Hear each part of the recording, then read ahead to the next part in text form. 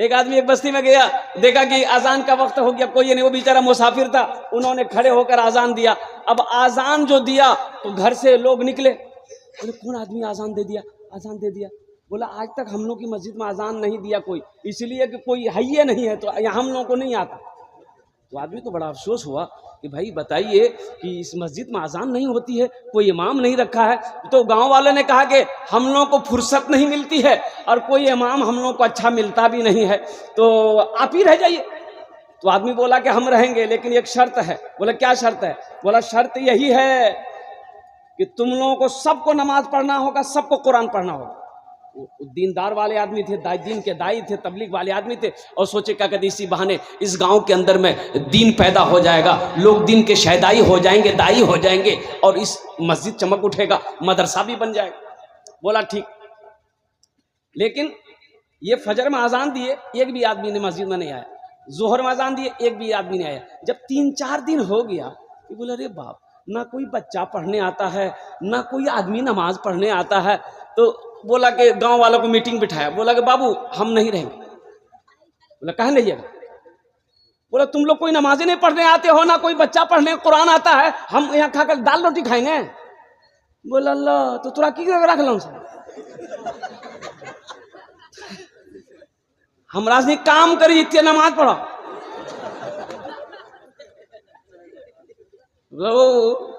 बोला कि हम लोग काम करते, आप नमाज पढ़िए, पैसा चाहिए, हम लोग पैसा देंगे ना आपको, हम लोगों के बदले में नमाज पढ़िए।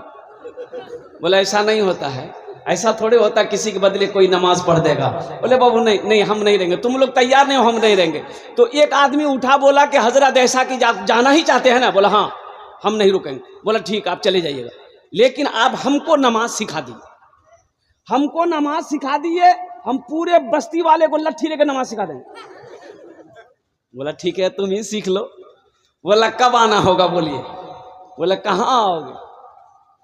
बोला चाहे मेरे घर पे आ जाइए। तो हजरत ने कहा ठीक है, सुबह फजर के बाद तुम तैयार रहना, हम आ जाएंगे, नमाज सिखाएंगे तुमको। सुबह हजरत पहुंचे तो देखे कि दरवाजा उसरा सब नीपी पापी के बराबर कर देती।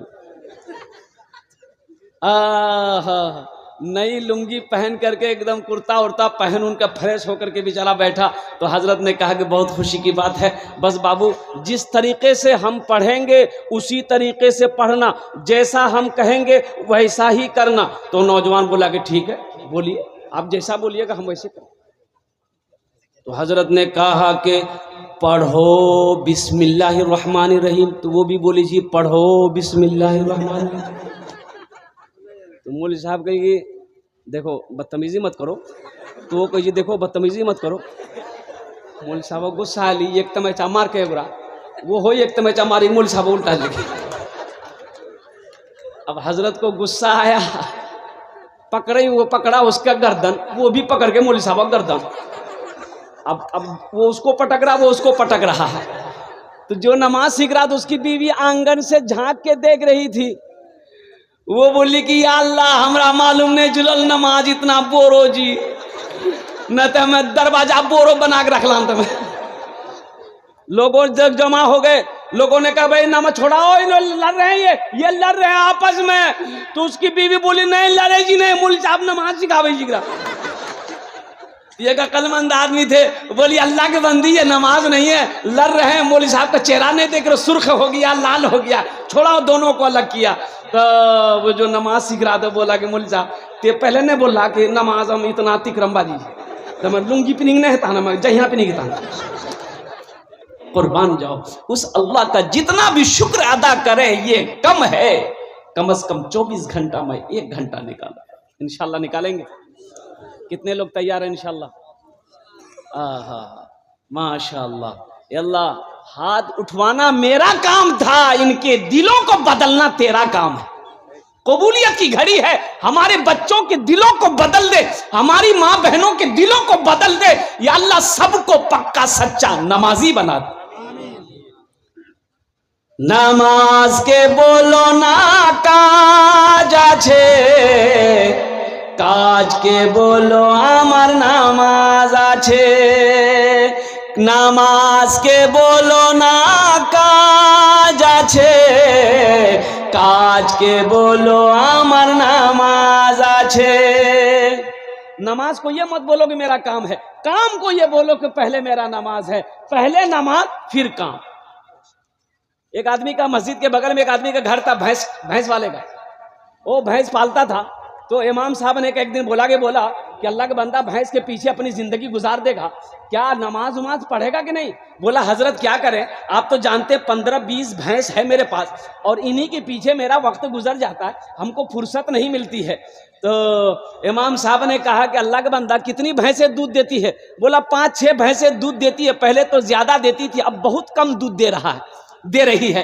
तो इमाम साहब ने कहा कि नमाज पढ़ो, नमाज पढ़ोगे ना तो ये भैंसें ज्यादा दूध देगी। बोला की बोली जा? बोला हम सही बोली, नमाज पढ़ाए थे, भैंस खूब दूध देती। बोला ठीक है जी, कल से पढ़ो। फजर की अजान 5 बजे होती थी, 4 बजे मस्जिद पहुंच गया। अजान हुई, नमाज पढ़ करके जैसे ही वो घर पहुंचा, देखा कि वो भैंसें मर गई। बोले या अल्लाह, ये की बोली, अखनी तो नमाज शुरू कर लाना मैं। भागा इमाम साहब के पास गया, बोला इमाम साहब गजब हो गया। बोला क्या हुआ? बोला देखिए अभी फजर पढ़े वो भैंस मर गई। तो इमाम साहब ने कहा कि अल्लाह तुम्हारा इम्तिहान ले रहा है। क्या तुम घबरा गए? बोला नहीं घबराए। बोला जा सब्र कर। वो चला आया, जोहर की अजान हुई, बड़ा डरते डरते मस्जिद गया कि कहीं दूसरी ना चली जाए। बहुत मुश्किल से वो जो जोहर की नमाज पढ़ा, और जोहर की नमाज पढ़ के जब घर पहुंचा तो हकीकत में वो दूसरी भैंस भी मर गई। बोली बाप, ये दिन रात मिला के 5 टाइम नमाज, 5 भैंस चलो थी।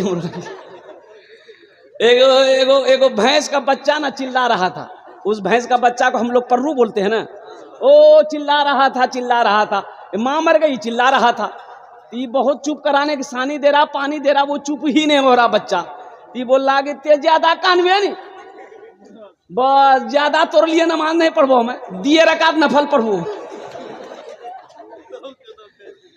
नमाज के बोलो ना काज आछे, काज के बोलो आमार नमाज आछे। अल्लाह के रसूल सल्लल्लाहु अलैहि वसल्लम मेराज पर गए, जब लौटने लगे तो अल्लाह ने कहा मेरे महबूब रुक जाइए, तोहफा लेते जाइए। और वहां से तोहफा मिला 50 वक्त की नमाज। क्या वक्त की नमाज मिला? बोले अल्लाह के रसूल लेकर आ रहे थे, छठे आसमान पे हजरत मूसा अलैहि सलाम से मुलाकात हो गई।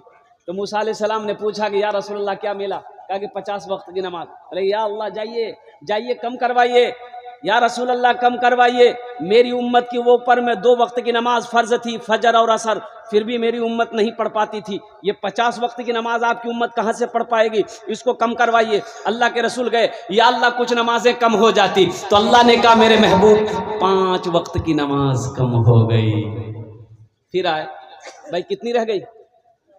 5 कम हो गई, कितनी रह गई? हजरत मूसा अलैहि सलाम ने कहा कि कितनी कम हुई? बोले 5। बोले फिर जाइए, फिर गए, अल्लाह ने फिर 5 कम किया, कितनी रही? फिर आए, मूसा अलैहि सलाम ने कहा कितनी कम हुई? बोले 5। बोले फिर जाइए, 9 बार गए। कै बार गए? बोलिए 9 बार गए। 9 बार गए, 45 वक्त की नमाज कम हो गई। कितनी रह गई? 5 रह गई। मूसा अलैहि सलाम ने कहा या रसूल अल्लाह कितनी रह गई? बोले 5 रह गई। तो मूसा अलैहि सलाम ने कहा कि 1 बार और जाइए। अच्छा, जे नमाज नहीं पढ़ी जी वो सोचते थी बहुत अच्छा रह लेती, 1 बार और चलोगे लेते नहीं तो नमाज झमेला नहीं रह लेते।